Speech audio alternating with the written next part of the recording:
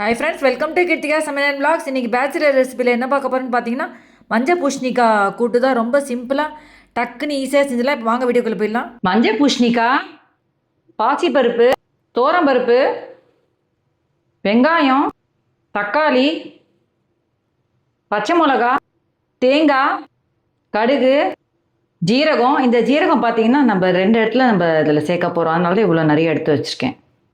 வரமிளகா, மஞ்சள் பொடி, உப்பு.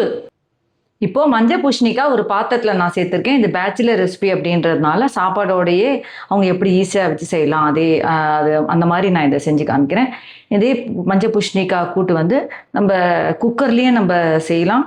அது வந்து நான் உங்களுக்கு நெக்ஸ்ட் வீடியோவில் குக்கரில் எப்படின்றது நான் உங்களுக்கு அதை செஞ்சு காமிக்கிறேன். இது பேச்சுலர் ரெசிபி அப்படின்றதுனால அவங்களுக்கு சிம்பிளாக செய்யணும் அப்படின்றதுக்காக இந்த மாதிரி நான் செய்கிறேன். இப்போ இதில் பாசிப்பருப்பு சேர்த்துக்கலாம். பாசிப்பருப்பு நல்லா வாஷ் பண்ணிவிட்டு இதில் சேர்க்குறேன். இது வந்து 2 ஸ்பூன் பாசிப்பருப்பு தான் நான் சேர்க்குறேன், ரொம்ப சேர்க்கலை. அவங்க ஒருத்தருக்கு செய்யணுன்னா அது 1 ஸ்பூன் பாசிப்பருப்பு போட்டாலே போதும். ஏன்னா இது வந்து இந்த கூட்டுக்கெலாம் வந்து பருப்பு நிறைய சேர்க்க தேவையில்லை, கம்மியாக சேர்த்தாலே போதும். இப்போ இதில் தோரம்பருப்பு நல்லா வாஷ் பண்ணி எடுத்து வச்சுருக்கேன், அது இதில் சேர்த்துக்கலாம். 1 ஸ்பூன் தோரம்பருப்பு சேர்க்குறேன். அவங்க வந்து ஒரு அரை ஸ்பூன் சேர்த்தாலே போதும் தோரம்பருப்பு. இப்போ இதில் 1 வெங்காயம் சேர்க்கலாம், நீளமாக கட் பண்ணி வச்சுருக்கேன், அதை சேர்த்துடலாம். இப்போ இதில் தக்காளி சேர்த்துடலாம். நான் 1 தக்காளி கட் பண்ணி எடுத்து வச்சுருக்கேன், அதை இதில் சேர்த்துடலாம். இப்போ இதில் பச்சை மிளகா 2 பச்சை மிளகா நான் சேர்க்குறேன். 4 பச்சை மிளகா வச்சுருந்தேன், இன்னும் 2 பச்சை மிளகா நான் வேறு எப்படி சேர்க்குறேன்றது பாருங்கள். இப்போ இதில் மஞ்சள் பொடி சேர்த்துடலாம். இப்போ இதில் தண்ணி சேர்த்துடலாம். தண்ணி சேர்த்துட்டு வேக வச்சு எடுத்துகிட்டு வந்துடலாம் இதை. இப்போ இதை நல்லா மிக்ஸ் பண்ணி விட்டுக்கலாம். இது ரொம்ப சிம்பிளாக ஈஸியாக செஞ்சிடலாம். என் சேனல் இப்போ தான் ஃபஸ்ட் டைம் பார்க்குறீங்கன்னா சப்ஸ்கிரைப் பட்டன் இருக்கும், அதை ப்ரெஸ் பண்ணிட்டு பக்கத்தில் இருக்கிற பெல் பட்டன் ப்ரெஸ் பண்ணி ஆல் அண்ட் பட்டன் ப்ரெஸ் பண்ணுங்கள். நான் போடுற வீடியோவில் நோட்டிஃபிகேஷன்ஸ் வரும். இந்த கூட்டு வந்து நிறைய விதமாக பண்ணலாம். இதே மாதிரி மஞ்சள் பூஷணிக்காக பார்த்தீங்கன்னா உங்களுக்கு வந்து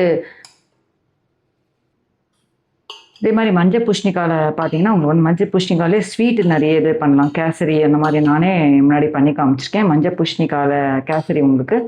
ஸோ இது அப்படியே நம்ம இதை வேக வச்சு இதை எடுத்துகிட்டு வந்துடலாம். சாதத்தோடையே அவங்க ஈஸியாக வேக வச்சுக்கலாம், அதனால தான் நான் இந்த மாதிரி செஞ்சு காமிக்கிறேன். இப்போ ஒரு மிக்ஸி ஜாரில் தேங்காய் சேர்த்துக்கலாம்.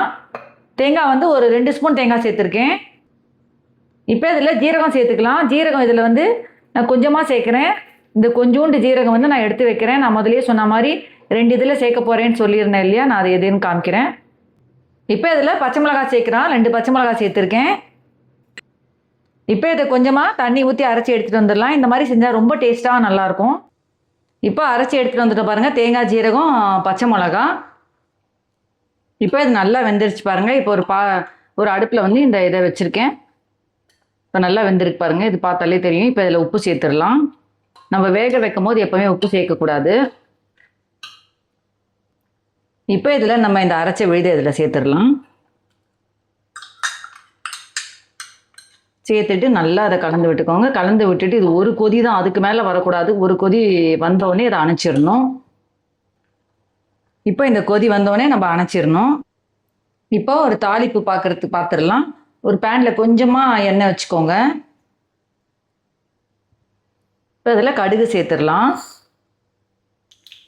இப்போ கடுகு பொரிஞ்சு ஜீரகம் சேர்த்துடலாம். அந்த பேலன்ஸ் ஜீரகம் எடுத்து வச்சுருந்தோம் இல்லையா, அதை இதில் சேர்த்துடலாம். இதில் 2 வரமிளகா சேர்க்குறேன். இப்போ தாளிச்சது எல்லாத்தையும் இதில் சேர்த்துடலாம். இப்போ பார்த்தீங்கன்னா ஒரு அருமையான ஒரு கூட்டு ரெடி ஆகிடுச்சு பாருங்கள்.